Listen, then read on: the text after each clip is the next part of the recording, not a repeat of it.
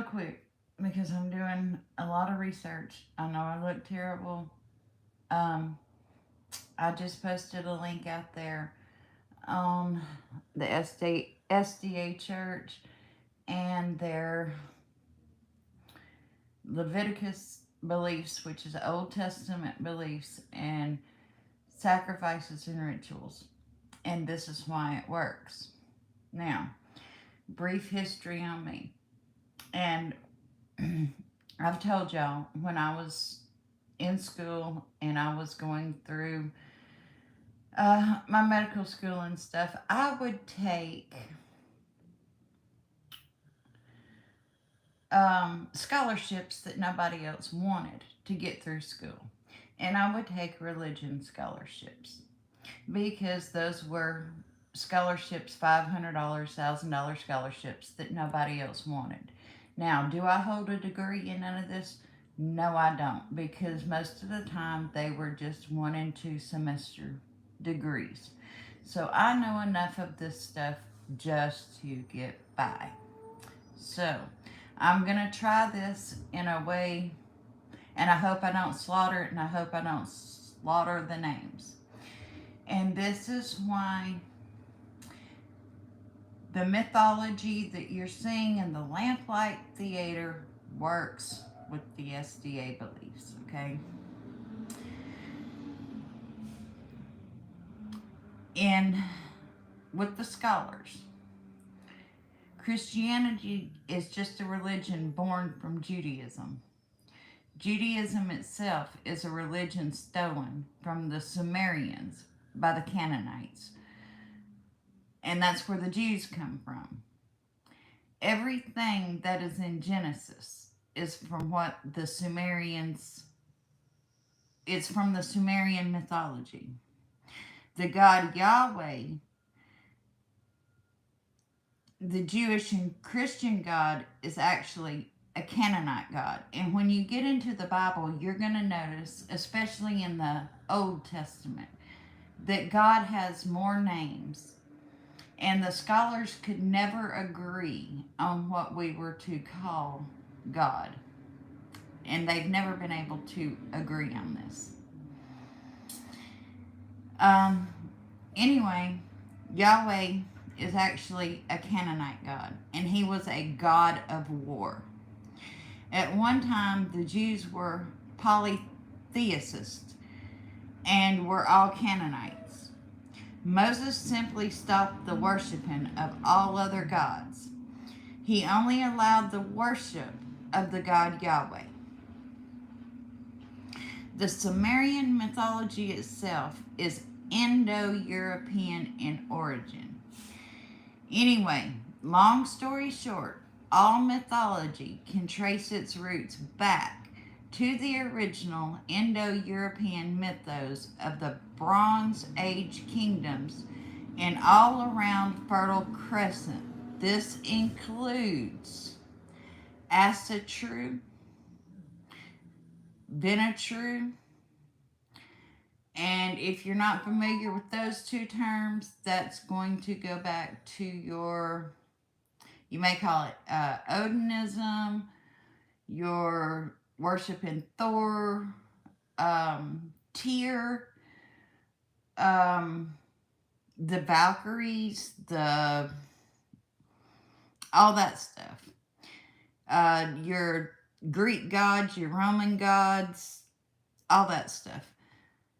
Some examples of the Indo-European beliefs that bind Asatru in Christianity are below. And this is some of the stuff that you have probably read in your research of the SDA Church. And the Asatru and the Viking people both believe this. The Nephilim are giants, offspring of angels and man. In Judeo-Christian stories, in Nordic stories, the Nephilim is the realm of the giants. So both in the Bible and in Asatru, you both have the realm of giants. One of the gods' names is Adoni or Adonis, which when pronounced in its original Semitic tongue sounds an awful lot like Odin. I cannot pronounce the that I can't pronounce it the way that they do. I'm sorry about that. I slaughter these words. Another similarity that is both Odin and Yahweh are both war gods. Tyr and Yahweh are both war gods. This is unique in that main gods worshipped by both people is not a sky god, as you would normally be the case. So you're seeing the worship of the same things in both of these religions. Y'all with me so far?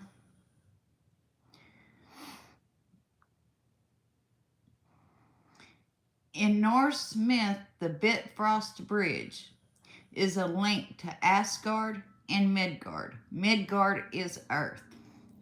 The Bifrost Bridge is a rainbow. Asgard itself means roughly and translated into the Sky Garden, which when El or Elohim, which is another name that I believe the SDA refers to as God.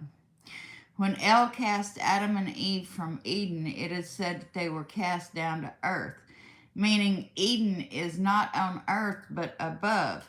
And of course, after the flood, the rainbow were God's promise to never flood the world again. Thus, both beliefs place the rainbow as divine and in gardens in heaven. There is much more binding the two. Needless to say, both Asatru and Christianity have much in common, but both are Indo-European in origin. So both can be worshipped simultaneously. Both are being worshipped in both countries or multiple countries as right now that we speak. In Christianity, people that are still going by the Old Testament are still worshiping the way that they did when the Old Testament was first being written, which means some of these sacrifices are still being made.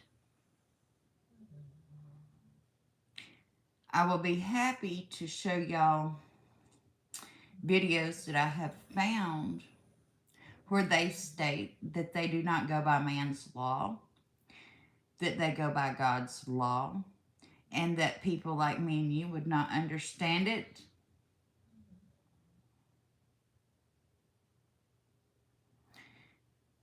And so on.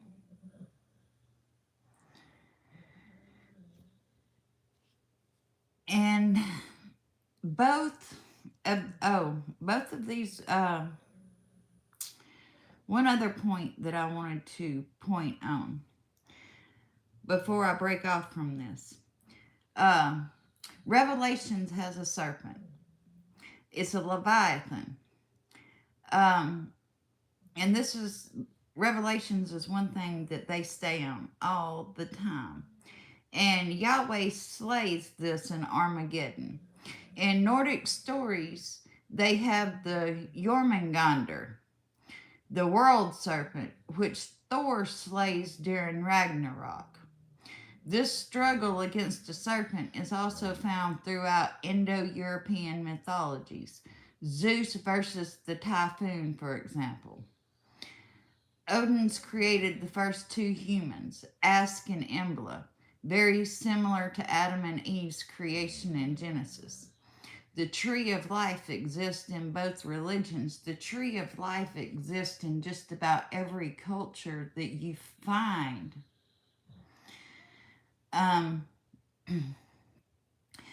The flood myth story happens in Indo-Indonesian mythological cultures.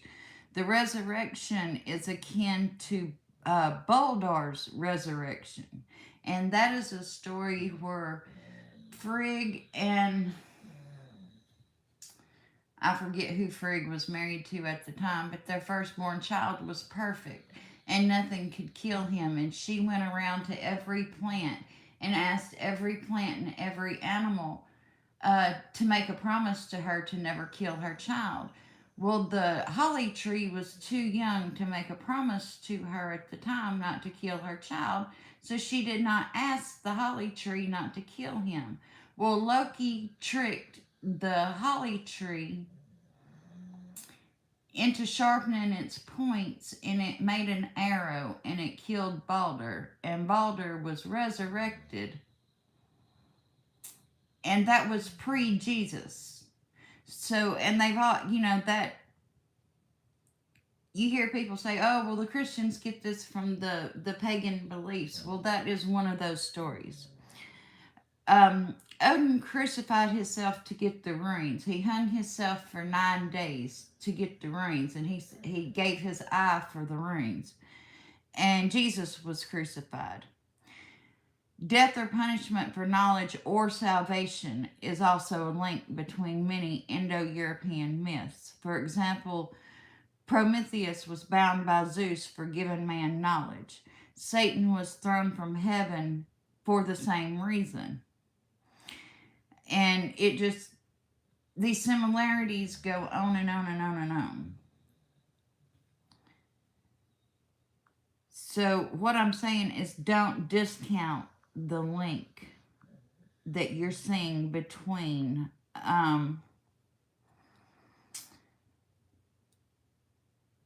this theater bunch that is doing these pagan things that is also representing the SDA church. You are seeing professionals like David Dotson dress up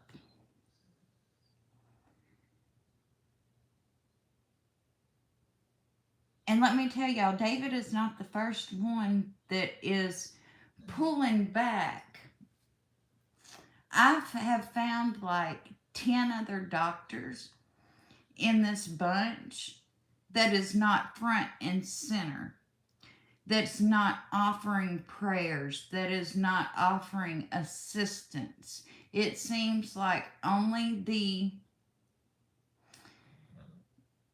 few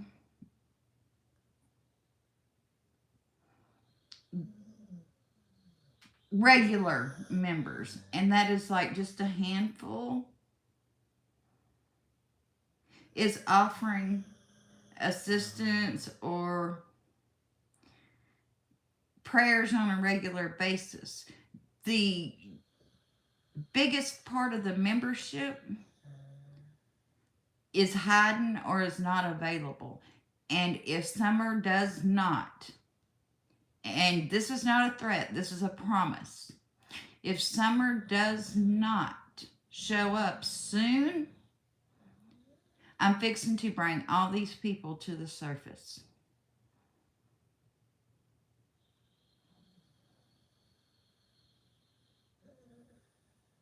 Well, Angie, I just said if she does not show up soon, I'm fixing to bring every one of these elite people, and a couple of them work for the state, and I'm fixing to bring them front and center.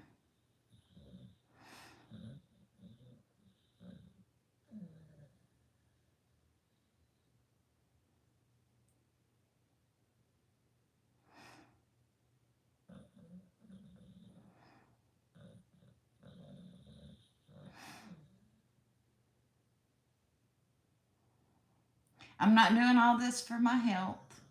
I'm doing all this for Summer. Because I promise you, all this is wearing my health down.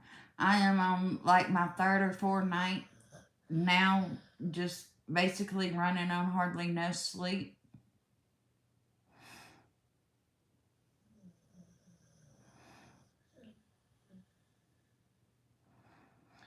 I don't know, but it seems like in every pedophile ring that you have elite people at the top.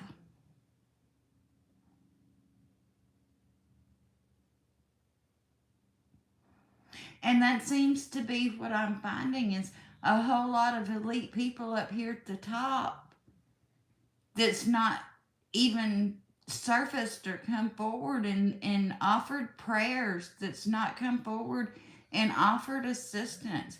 They have sent a person like Tim Mullen to represent.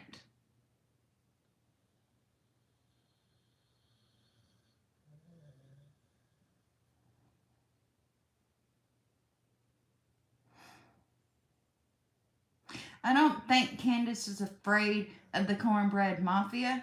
I think Candace is afraid of the SDA elite.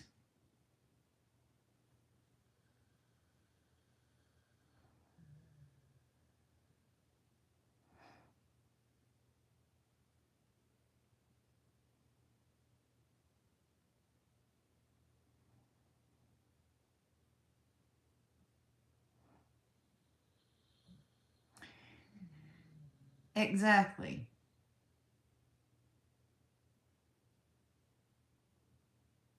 Well, they know that she's afraid of the law.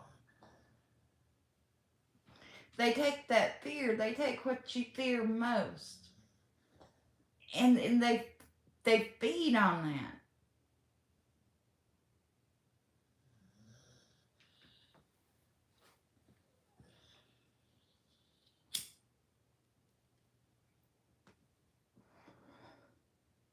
They take your worst fear and they feed. I seen a while ago where Carl finally brought forward a video where Tim has been involved since day one.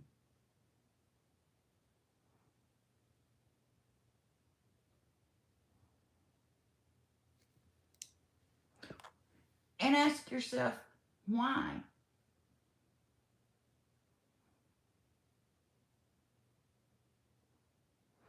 Have y'all run across the picture of Summer and Robin yet, where Summer does not have a finger?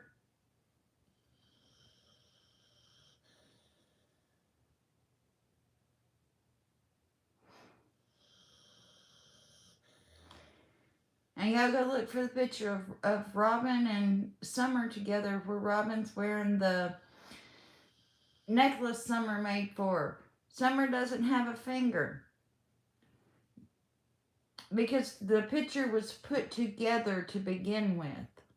There is no light source there.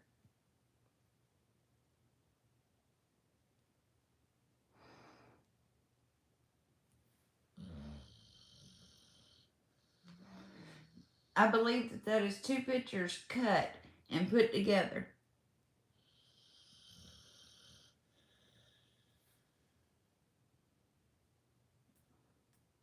And then ask yourself why. Why would they have to put pictures together? I think so. Because we have not heard anything about Summer missing a finger. Have y'all heard anything about Summer missing a finger? Has Candace or Dawn said anything about Summer missing a pinky finger?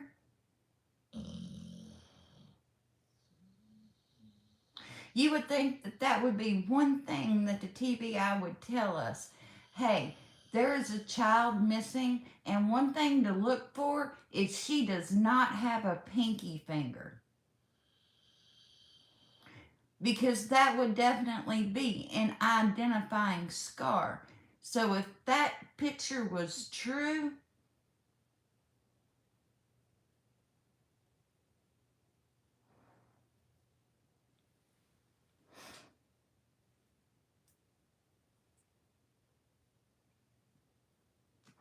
it looks like scar tissue to me. Is it there, Moon? It doesn't look like it's there to me. It looks, the whole picture looks doctored because look all the way up the arm there.